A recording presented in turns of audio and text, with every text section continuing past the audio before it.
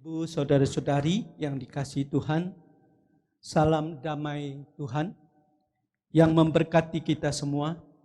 Hari ini dalam bacaan Injil kita mendengarkan orang Farisi mengecam murid Yesus hanya makan dan minum dan tidak berpuasa.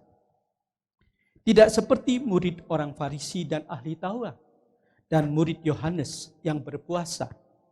Karena itu Yesus menjawab orang Farisi dan ahli Taurat dengan mengatakan demikian.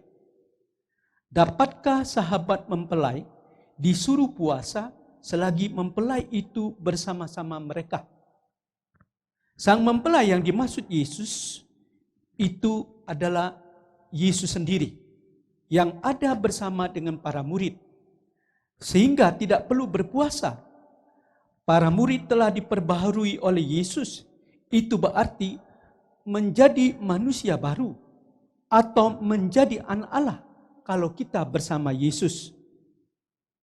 Hanya akan terjadi puasa jika kita ada bersama atau bersatu dengan Yesus. Kita harus siap diubah oleh Yesus dari manusia lama menjadi manusia baru. Orang Farisi dan ahli Taurat, mereka hidupnya sudah mapan dengan religius mereka, dengan hidupnya, merasa diri paling suci dengan menghakimi orang lain dan menganggap rendah orang lain. Sehingga mereka sulit sekali untuk merubah hidup mereka dan sikapnya untuk menjadi baru. Sebenarnya bila kita berbicara tentang puasa, puasa menjadi praktek semua agama dan budaya. Tetapi tujuannya tidak selalu sama.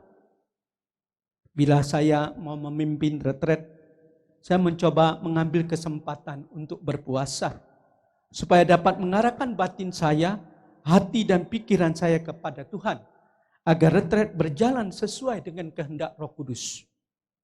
Yesus juga menekankan puasa sebagai cara untuk membaharui diri dengan pertobatan dan mendekatkan diri pada Bapa di surga. Puasa bukan sekedar untuk menahan diri dari hawa nafsu, tetapi belajar mengarahkan hawa nafsu ke hal yang baik. Karena puasa hanyalah sarana dan bukan tujuan. Tujuannya menjadi manusia baru, bertobat. Pertobatan menjadi manusia baru, gambaran anggur yang baru, yang memiliki hati yang baru dan juga pikiran yang baru. Para rasul menikmati kedekatan mereka dengan Yesus. Tapi akan tiba saatnya mereka harus berpuasa kalau sudah jauh dari Yesus. Puasanya juga menghantar kepada pertobatan serta cara hidup yang baru dan semangat baru yang mau melepaskan diri dari amarah, dari kebencian, dari ketamaan, dari keinginan nafsu yang kotor. Ajakan puasa sekarang ini berlaku untuk kita semua. Supaya kita perlu berpuasa dalam kehidupan. Puasa bukan sekedar soal makan dan tidak minum. Tetapi kalau kita sungguh-sungguh mau berpuasa, berpuasalah menurut kehendak Tuhan. Seperti yang dikatakan oleh Yesaya dalam berpuasa.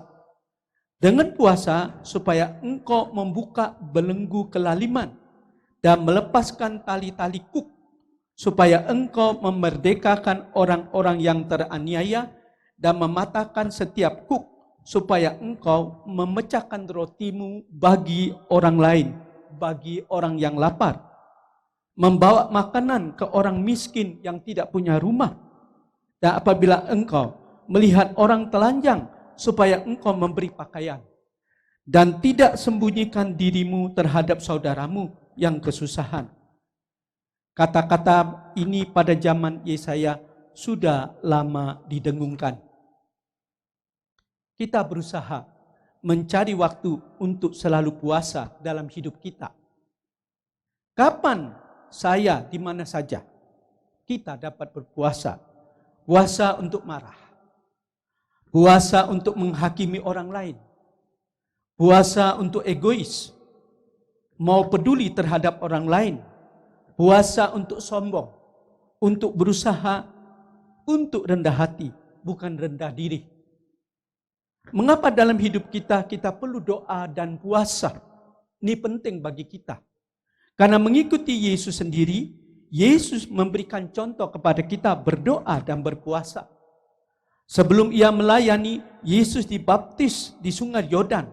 Setelah itu ia dibawa Roh Kudus ke padang gurun untuk berdoa dan berpuasa.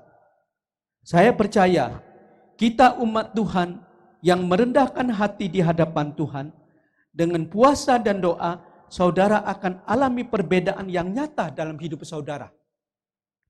Puasa, doa, dan puasa ternyata di balik setiap doa dan puasa akan mendatangkan belas kasihan Tuhan dan kerahiman Tuhan. Kita semua mempunyai kelemahan. Kita semua mempunyai dosa. Kita semua mempunyai kekurangan. Berkat doa dan puasa akan menarik belas kasihan Tuhan, akan menarik kasih sayang Tuhan. Kita bisa melihat pada Yunus, ketika Yunus disuruh mewartakan sabda ke Ninive, dia melihat Ninive kota yang besar, terkenal, kejahatannya pun besar, dan akan dimusnahkan Tuhan. Itulah sebabnya Yunus pertama kali menolak ke Ninive, karena dia takut dengan kejahatan bangsa itu. Karena bangsa itu jahat, bangsa itu mengerikan. Dikatakan 40 hari lagi Ninive akan dihancurkan. Orang Ninive mulai percaya dengan nubuat Yunus. Sehingga orang Ninive mengumumkan puasa, baik orang dewasa dan anak-anak. Mereka mengenakan kain kabung, sampai pada raja pun menanggalkan jubahnya, diselubunginya dengan kain kabung, bertobat dengan sungguh-sungguh. Duduklah mereka di atas abu, lalu termasuk binatang, haruslah manusia dan ternak, berkain kabung, berseru keras kepada Tuhan, serta harus bertobat, berbalik dari tingkah lakunya yang jahat, karena mereka mau minta kerahiman Tuhan. Ketika Allah melihat perbuatan orang Ninive itu yang merendahkan diri, mereka berpuasa dan bertobat, Tuhan tidak jadi melakukan murkanya karena terbit belas kasihan Tuhan. Maka doa dan puasa itu penting juga untuk kita umatnya, di mana doa dan puasa dapat menarik belas kasihan Tuhan supaya hidup kita dijauhkan dari yang jahat dengan melakukan doa dan puasa. Bapak, Ibu, saudara-saudari yang saya kasihi, bacaan Injil yang baru kita dengarkan mengingatkan kita, semoga dengan puasa yang menjadi sarana tujuan kita tercapai untuk menjadi manusia baru, supaya kita tidak memaknai puasa secara dangkal, hanya melaksanakan kewajiban untuk tidak makan dan minum.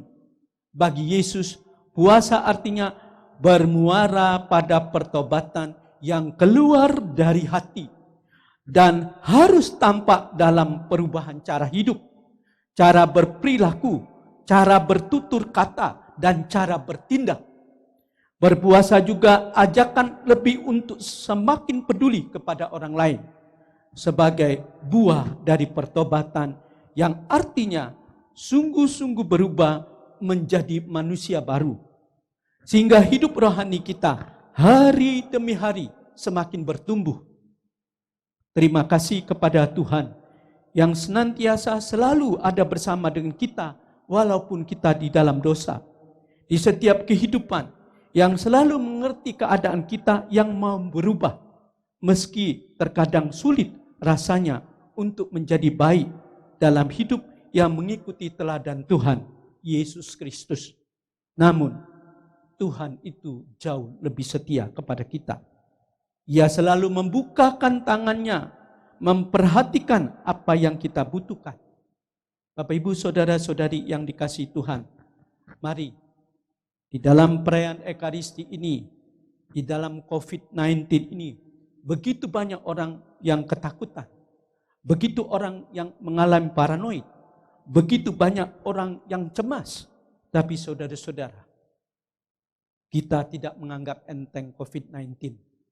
kita tetap memperhatikan protokol. Tapi saudara-saudara, tapi kita tahu Tuhan juga mempunyai rencana kehidupan dengan kita semua. Maka dari itu kita juga harus berani bersama Tuhan menghadapi semuanya itu. Dan kita percaya tidak ada yang mustahil bagi Tuhan. Amin. Dalam nama Bapa dan Putra dan Roh Kudus.